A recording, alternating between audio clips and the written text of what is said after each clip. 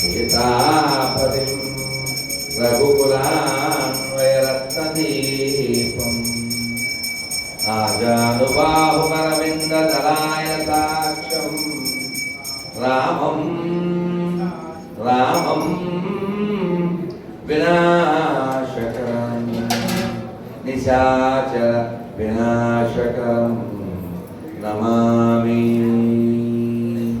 రామం నిశాచర వినాశకరం నమామి. రాజా రామచంద్రమూర్తి భగవాన్ की, सीतामाई की, लक्ष्मण स्वामी की, पवन सुत वीर हनुमान की, वाल्मीकि महर्षि की, श्री वशिष्ठ महर्षि की, श्री विश्वामित्र महर्षि की, श्री दशरथ महाराज की, श्री कौसल्या माई की, श्री अयोध्या धाम की, श्री सरयू माई की, श्री रघु महाराज की. जय श्री राम, जय श्री राम, जय श्री राम, जय श्री राम. అందరూ రెండు చేతులు చక్కగా పైకెత్తి హరే కృష్ణ హరే కృష్ణ हरे कृष्ण हरे कृष्ण కృష్ణ కృష్ణ హరే హరే హరే రామ హరే రామ రామ రామ హరే హరే. బలో సీతారామచంద్రమూర్తి భగవాన్ की జై శ్రీరామ్. చూడండి, మనం చక్కగా ఆనందంగా ఎంతో అద్భుతంగా అపురూపంగా ఆహ్లాదకరమైనటువంటి ఈ వాతావరణంలో అయోధ్య ధామంలో మనం సీతారాముల కళ్యాణం చేసుకున్నాం. ఇవాళ మరో విశేషం ఏంటో తెలుసా? ఇవాళే ఈ పౌర్ణమి నాడే, ఈ చైత్ర శుద్ధ పౌర్ణమి నాడే ఒట్టిమెట్టలో ఇప్పుడు కళ్యాణం అక్కడ జరుగుతూ ఉంటుంది. అది ఆంధ్ర రాష్ట్ర ఉత్సవంగా ప్రకటించారు. గత 11-12 చేస్తున్నారు. అక్కడ రాముడి కళ్యాణం, ఇక్కడ రాముడి కళ్యాణం. వాస్తవానికి ఉత్తరాదిలో ఇక్కడ అయోధ్యలో మా శ్రీనివాస్ గారు ఎప్పుడో అన్నారు, ఎవరికి తెలియదు అసలు కళ్యాణం, లేదా పెద్ద దాన్ని యాక్సెప్ట్ కూడా చేయరు, అయినా మేము మొదలు పెట్టామన్నారు. మరి మీ రాముడు ఎన్నో కళ్యాణం ఇప్పుడు మీరు చేశారు? ఎన్నో 6. అది 6వసారి 3 గుళ్ళు వేశాడు కదా.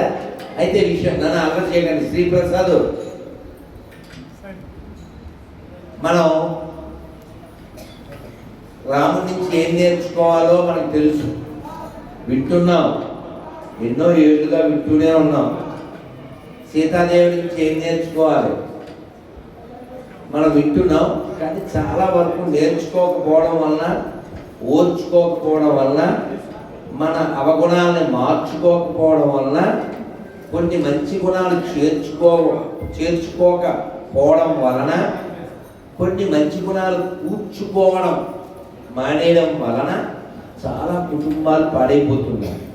అందుకని కుటుంబం ఎలా ఉండాలంటే రాముడిని, ఆయన పరివారాన్ని, ఆయన కుటుంబాన్ని చూసి నేర్చుకోవాలి. సీతాదేవిని రామచంద్రమూర్తి అవమానించినట్లుగా చాలా కోపం వచ్చేటువంటి సన్నివేశం మనం చూస్తాం. లంకలో లక్ష్మణుడు కూడా అసలు మామూలుగానే అయినా పావుగదండి ఆయన ఎవరైనా. మరి ఆయన కోపం వచ్చేసి ఏంటి అన్నయ్య ఎలా మాట్లాడతాడు అని చదివితే మనకు కూడా కోపం వస్తుంది. ఆ టైంలో కోపమైన బీపీ వచ్చేస్తుంది. యూపీలో ఉన్నా సరే బీపీ తెచ్చుకుని ఏపీకి వెళ్ళిపోతాం, అంత కోపం వచ్చేస్తుంది మనకి. కానీ రాముడు అలా ఎందుకు మాట్లాడాడు? రాముడు అలా మాట్లాడకపోతే ఎలాగండి? ఎవడో ఒకడు వాగకుండా ఉండడానికి. రాముడు అలా ఎందుకు చేశాడు అని మనం ప్రశ్నించకూడదు. రాముడు కేవలం సీతారాముడు కాదు, ఆయన రాజారాముడు. ఆయన రాజారాముడు ప్రజల్ని దృష్టిలో పెట్టుకుని ఆయన మాట్లాడినా మరో పని చేసిన. అయితే రాముడి నుంచి మనం ఈ కళ్యాణ వేళ, కళ్యాణం అంటే శుభకరం కదా, ఈ శుభగుణాలు కొన్నైనా మనం నేర్చుకునే ప్రయత్నం చేద్దాం. ఒక కథ చెప్పాలి, ముందు చెప్పేస్తాను. ముందు కథ చెప్పనా, గుణాలు చెప్పనా? అందరూ పిల్లలనే, కథ అంటే అంటే పిల్లలు, గుణాలంటే నిచ్చేది వేడిగా ఉంటుంది కదా. సరే కథ చెప్పుకున్నా తెలుగు వెళ్ళాలి, అంతే కదండి. అలా లెక్చర్ ఇస్తే ఎవరికి ఎక్కుద్ది? పెద్దవాళ్ళకి ఎక్కడ, చిన్నవాళ్ళకి ఎక్కడ. సీతాదేవి, ఇది అయోధ్యలో జరిగింది, అందుకని నా మనసు దాని నుంచి చెప్పాలనిపిస్తుంది. కానీ మన పవనస్వామి గారు ఒంటి చేత్తో మొత్తం కార్యక్రమం అంతా దిగ్విజయంగా నడిపి కళ్యాణాన్ని అద్భుతంగా చేశారు. సింగిల్ 1 హ్యాండెడ్ ఏ సెంటర్ అయినా అన్నట్టు చేశారు కదా. అందుకని మనం ఈ సినిమాలు లేదా కొందరి యొక్క కువాఖ్యానాల వలన బ్రాహ్మణులు తక్కువ చేసి మాట్లాడటము, అవహేళన చేయడం. నాన్న ఆ శబ్దం ఏంటన్నా, కొంచెం ఆ డిస్టర్బెన్స్ ఏంటన్నా, కొంచెం బయటకు వెళ్ళండి. ఆ వాకింగ్ టాకీని ఎవరన్నా వాకింగ్ చేసి బయటకు తీసుకెళ్ళి. సో మనకి తెలియక సినిమాలు అవి చూసి ఏదోటి వాగేస్తూ ఉంటాము. మనం ఇంత దాదాపు 2 గంటల పైన మన మనస్సుని ఇక్కడ పెట్టి, మన శరీరాన్ని ఇక్కడ పెట్టి, అప్పుడప్పుడు అది అలాగా చిత్తూరుకి వెళ్ళిపోయినా, గూడూరుకి వెళ్ళిపోయినా, నెల్లూరుకి వెళ్ళిపోయినా, మా ఊరికి వెళ్ళినా, మీ ఊరికి వెళ్ళినా, ఇక్కడైతే కూర్చోబెట్టాం కదా. మరి మన మనస్సుని ఇక్కడ కూర్చోబెట్టేలాగా, రాముడి వైపు దృష్టి కలిగి ఉండేలాగా మనని తన యొక్క మంత్రం చేత, తన యొక్క మాట చేత ఇక్కడ కూర్చోబెట్టిన వాడు ఎవరండి? ఆయనే కదా. కాబట్టి బ్రాహ్మణ మమ దేవత గిదొరిగాండి. ఏం చేస్తానండి ఆయన అంటే, మన మనస్సులకి చెడు వైపు వెళ్లకుండా నిలబెడతాడు. అందుకే ఆయన పేరు పురోహితుడు. పురమునకు హితుడు. పురము అంటే ఒక గ్రామం అని లేదు పట్టణం అని. వాస్తవానికి ఆ పట్టణం, ఆ గ్రామం ఏంటది? మన శరీరమే. నవద్వారే పురే దేహే, 9 ద్వారాలు ఉండేటువంటి ఊరిదే. ఈ ఊరికి మంచి పని చేసి ఈ ఊరిని ఉద్ధరించడానికే మంత్రాన్ని చెప్పి, మాటని చెప్పి, హితం చెప్పి మనని దైవోన్ముఖం చేసేటువంటి వాడే బ్రాహ్మణుడు, పండితుడు, పురోహితుడు, అర్చకుడు, ఏ పేరన్నా చెప్పాలి. ఎవరైనా కొంతమంది పక్కదారి బట్టి ఉండవచ్చు. కలియుగం అందరినీ ఒక గాటన కట్టి అనడానికి లేదు. ధర్మం ఏమిటో తెలిసి దాన్ని ఆచరించేటువంటి వాడే బ్రాహ్మణుడు. కాబట్టి వాక్యం ఎలా ఉంటుందండి? సరస్వతిదేవి ఇస్తుంది. ఎలా ఇస్తుందండి? ఆచరణ చేస్తేనే ఇస్తుంది. పొద్దున్న ఒకలాగా, సాయంత్రం ఒకలాగా ఉంటే ఆవిడ లాగేసుకుంటుంది. కాబట్టి మనం అయోధ్యలో ఉన్నాం. శ్రీరామైనటువంటి 5వ రోజు అంటే 27. ఇవాళ ఎంత? 1 ఇవాళ అంటే మనం రాముడి పుట్టినరోజు అయిన 4వ రోజున రాముడు పుట్టిన ఊళ్ళో ఉన్నాం. ఇది అదృష్టమా కాదా? భాగ్యమా కాదా? మనందరికి ఆనందమా కాదా? కాబట్టి ఈ ఆనందాన్ని మనం ఎప్పుడు ఉంచుకుందాం. ఈ ఆనందాన్ని ఎప్పుడు పంచుకుందాం. ఈ ఆనందాన్ని మనకి ఇచ్చిన పెద్దల్ని గుర్తుంచుకుందాం, మర్చిపోదు. మరి ఇప్పుడు ఈ మాట చెప్పేస్తాను. అయోధ్య మొత్తానికి ఆ లంక, ఆ ఇన్సిడెంట్ అయిపోయింది, వచ్చేసారు. ఈ అయోధ్యలోనే పట్టాభిషేకం అయిపోయింది, అంతా బాగుంది. ఎప్పుడో సీతాదేవితో రామచంద్రమూర్తి మాట్లాడుతూ ఏమిటి అంతా ఓకేనా, మామూలుగా అడుగుతారుగా ఏంటి విశేషాలంటే, ఏం లేదంటే అప్పుడు నేను మొక్కుకున్నాను. ఆవిడ మొక్కుకున్నాడు. ఏం మొక్కుకుంది? తదియారాధన చేయాలని మొక్కుకున్నాడు. తదియారాధన అంటే తెలుసా అండి? మీరు మాయా బజార్ సినిమా చూసారా? అసమధీయులు అంటాడా? అసమధీయులు వ్యతిరేకం ఎవరు? అసమధీయులు కదా. అసమధీయులకు పెట్టే ఆహారాన్నే తథ్యారాధన అంటారు. అర్థమైందా? సరే, మొత్తానికి ఆవిడ పెద్దలకి, పండితులకి, బ్రాహ్మణులకి భోజనం పెట్టాలి, నేను మొక్కుకున్నానండి. నీకేమిటి చెయ్యి అన్నారు. మిమ్మల్ని అడగాలి కదండి అని. సరే, పర్మిషన్ గ్రాంటెడ్. జరుగుతుంది. గట్టిగా ఒకసారి జై శ్రీరామ్. జై శ్రీరామ్. సరే, జరుగుతుంది. జరుగుతుంటే రాములు గారు వచ్చారు. ఏంటమ్మా తదియారాధన బాగా జరుగుతుందా అని అడిగారు. ఏం జరగడం అండి, గట్టిగా 2 తింటారు పుడకాలు, 3వ దానికి హల్కగా అయిపోతారు. హల్క అంటే తెలుసుగా, తేలిగ్గా. ఎప్పుడైనా పెట్టేవాళ్ళకి ఎప్పుడు హ్యాపీగా ఉండదు, పెట్టేవాళ్ళకి ఎప్పుడు హ్యాపీగా ఉండదండి. మన అక్క వాళ్ళ ఇంటికి వెళ్ళాం. ఒరే తమ్ముడు ఉంటారా, దోశకు వస్తాను ఉంది. ఓ దోశ వేసింది, మనం చట్నీతో లాగేసాం. మళ్ళీ వేడివేడిగా తెచ్చింది, లాగేసాం. అలా తెత్తుంటే చట్నీ, కూర, చట్నీ పొడిలేదాకా నెయ్యి కారపడే రై ఆవిడ పరిగెట్టే ఆనందం పడిపోతే. నువ్వు ఎన్ని దోశలు తింటే ఆవిడ చెమట పెట్టినా పర్వాలేదు. అవునా?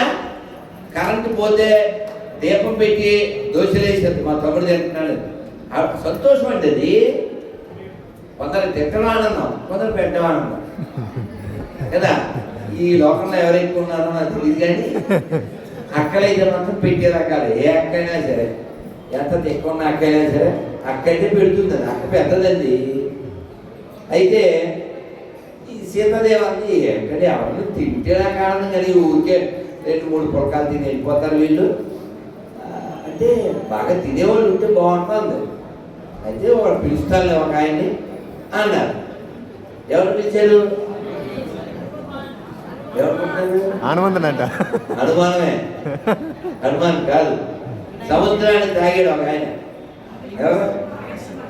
అగస్త్యుడు. ఆయన్ని పిలిచారు. ఆయన అన్నాడు, ఆలోచించుకున్నావా అన్నాడు. రామచంద్రమూర్తి అన్నారు, ఆలోచించుకోవడం ఏంటి, ఆవిడ మహాలక్ష్మి, వాళ్ళ డౌట్గా మాట్లాడితే ఏమిటి, ఆవిడ క్యాషియరు, ఆవిడని అనుమానిస్తావు ఏంటంటే, సరే స్వామి ఎలా చెప్తా అలాగా అన్నాడు.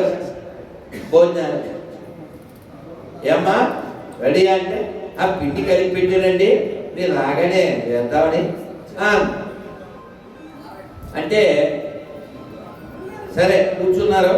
విస్తర వేసింది, వేడిగా చపాతీలు వేస్తుంది, కూర వడ్డిస్తుంది. చపాతీ వేడిగా, కూర, చపాతీ, కూర, చపాతీ, కూర, పుల్కా, కూర, పరాటా, కూర నడిచిపోతుంది. అలాగా వేస్తుంది, తింటున్నారు. ఎక్కడ గ్యాప్ రావట్లేదు. గబగబా ఫోన్ చేసింది గణపతికి, ఈ 2 భార్యలు తీసుకురా అని చెప్పి వచ్చేప్పుడు ఆటా తీసుకురా, నా వాటాలో ఆటా తీసుకురామని చెప్పింది. గబగబా ఆయన ఏవో బస్తాలో లారీయో తీసుకొచ్చారు. పిండి కడుగుతున్నాడు. ఆ భార్యలు 2 వంటలు చేస్తున్నారు. మొత్తానికి 7గులా వచ్చారు గణపతి, 7గులా అయిపోయాడు. చేసి చపాతీలు అదే నడుస్తుంది. ఆ రాముడు గారు వచ్చారు. ఏమ్మా ఏంటి తదియారాధన బాగా జరుగుతుందన్నారు. ఏంటండి ఇంకెప్పుడు ఎలా కావాలి పిలవకండి. ఏమైంది గ్యాప్ లేదు కదండి అన్నారు. అంటే రాముడు గారు వెళ్ళి మోకాళ్ళ మీద కూర్చుని, మనిషి మంచిదీర్థం పట్టుకుని, మంచిదీర్థం నీళ్ళు దాటి కొంచెం అన్నాడు రాముడు. అంటే ఆయన అన్నాడు, అప్పటికి 28వ రోజు. ఎన్ని రోజు? 28. అప్పుడు ఆయన అన్నారు, సగం అయితే కదా మంచి దాడు. ఏంటి 28వ రోజు సగం అవ్వలేదండి. ఇప్పుడు మంచిని తాగుతుంది, చేసేవాళ్ళు ఎక్కడ చేస్తండి, ఎప్పుడు పడిపోవు. సీతాదేవి ఇంకెప్పుడు ఎలాంటి పిలవండి. రాముడు గారు వెళ్ళి, మనిషి మంచిదైతే పుచ్చుకోండి అన్నాడు. సరే నువ్వు చెప్పావు కదా, సరే మరి అలా కొన్ని నీళ్ళు కాదు, నాకు ఎక్కువ నీళ్ళు కావాలి, నా లెవెల్ నీళ్ళు తెలుసు కదా. ఏంటి లెవెల్? సముద్రం దగ్గర నీళ్ళు ఎవరికి మేము ఇచ్చుకోలేము. నాకు ఏదో సరయున్నది ఉంది, మా ఊళ్ళో మళ్ళీ వాటర్ స్కేసిటీ ఉంది. నువ్వు ప్రస్తుతానికి నువ్వు ఉత్తరాపాసం బట్టి నీళ్ళు కాలితే నెక్స్ట్ యుగంలో ఇస్తాను. ఏంటి నీళ్ళు ఎప్పుడు? నెక్స్ట్ యుగం. సరే అని వెళ్ళిపోయాడు. మనకి ఇంతే తెలుసు. కానీ జరిగింది ఏమిటంటే ద్వాపర యుగంలో ఈ ఇంద్రుడికి పూజ. కృష్ణుడు అన్నాడు, ఎందుకు చేస్తారు? మన అందరికీ అన్ని ఇచ్చేది ఎవరో? గోవర్ధనుడు ఇస్తున్నాడు, గోవర్ధన పూజ చేయండి అన్నాడు. అందరూ కొండ గొడుగుగా గోపులగా చెడి కొండు కసి సోగు గోపిల్లో. ఈ చిన్న ఒక పాండే మీరంతా కొలని దోపలికి గొప్పిల్లో, కొలని దోపలికి గొప్పిల్లో, యదుకుల స్వామికి నీ గొప్పిల్లో. కొలని దోపలికి గొప్పిల్లో, యదుకుల స్వామికి నీ గొప్పిల్లో. కొండ గొడుగుగా గోపులగా చెడి కొండు కసి సూకు గొప్పిల్లో, కొలని దోపలికి గొప్పిల్లో, యదుకుల స్వామికి నీ గొప్పిల్లో. గోవిందా. మరి ఈ రాముడే కృష్ణుడై పుట్టి అవతారం స్వీకరించి అక్కడ ఈ ఇంద్రుడి యొక్క గర్వభంగం చేశాడు. 7 రోజుల పాటు కొండను పట్టుకున్నాడు. మరి 7 రోజుల పాటు ఇంద్రుడు పెద్ద పెద్ద మేఘాలను పంపించి తృణావర్త మేఘాలు అని చెప్పి అవి ప్రళయ సమయంలో వచ్చేటువంటి మేఘాలు, వాటి ద్వారా భయంకరమైన వాన కురిపించాడు. ఏమంటే 1 వీక్ వాన కురిసిన తర్వాత అడుగు బయట పెడితే రోడ్డు ఎలా ఉంటుంది? తడిగా, పక్కనంతా బొరదగా ఉంటుందిగా. 1 వీక్ అంత పెద్ద వాన వస్తే ఈయన కొండ దించి బయటికి వెళ్ళిన తర్వాత పొడిగా ఉంది, మామూలుగా. అర్థమైందా? మరి అప్పుడు మంచినీళ్ళు ఇవ్వలేదు కదా, త్రేతాయుగంలో మంచినీళ్ళు ఇవ్వలేదుగా, ఇప్పుడు వచ్చిన నీళ్ళనే తాగేసాడు. అలా ఈ 2 యుగాలకి సంబంధించినటువంటి కథ. రామచంద్రమూర్తి మన అందరినీ సీతాదేవితో కలిసి, లక్ష్మణుడితో కలిసి, హనుమంతుడితో కలిసి మనందరినీ రక్షించుగాక. మనం ఎప్పుడు కూడా స్మరణ చేస్తూ ఉండాలి. రామనామం ఎవ్వరికి నోరు తిరగనటువంటిది కాదు. ఎవరైనా అనొచ్చు, ఎప్పుడైనా అనొచ్చు, ఎక్కడైనా అనొచ్చు. పొద్దున్న లేవగానే జై శ్రీరామ్. అందుకే మనం ఎప్పుడు ఏ పని చేసినా శ్రీరామ అనుకుంటూ మొదలు పెడతాం. ఏదన్నా రాస్తే శ్రీరామ అంటాం. అందుకని మనం నోరిప్పగానే పొద్దున్నే హలో అనకుండా జై శ్రీరామ్, జై శ్రీరామ్. అందరూ ఒక్కసారి 2 చేతులు పైకితే హరే కృష్ణ, హరే కృష్ణ, కృష్ణ కృష్ణ హరే హరే, హరే రామ, హరే రామ, రామ రామ, హరే హరే. రమేష్ గారి పేరు అలా మనం ఓసారి సవర్ణ దీర్ఘ సంధి ఆ ప్రకారంగా చూస్తే రమ ప్లస్ ఈశ రమేష. రమ అంటే ఎవరు? లక్ష్మీదేవి. లక్ష్మీదేవే సీతాదేవి కదా. అందుకే అన్నమయ్య చెప్పాడు, ఒక మొక్క చెప్పి నేను ముగిస్తాను. సీతాదేవి పాలి చింతామణి ఈతడు, ఈతడు దాసుల పాలి ఇహ పరదైవము. రామచంద్రుడితడు రఘువీరుడు, రామచంద్రుడితడు రఘువీరుడు. గాతల కౌశికు పాలి కల్పవృక్షము, రామచంద్రుడితడు రఘువీరుడు. తరగా సుగ్రీవు పాలి పరమ బంధుడితడు, సరి హనుమంతు పాలి సామ్రాజ్యము.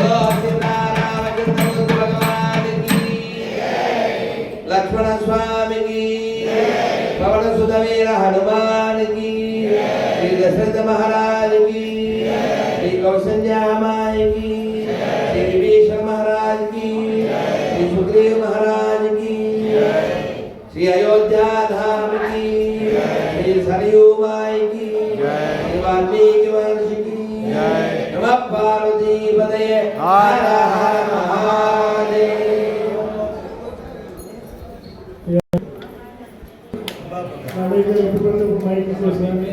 వారి అనుగ్రహ బాణి విధానానికి దేశాన్ని సంఘాలు తరలిస్తారండి.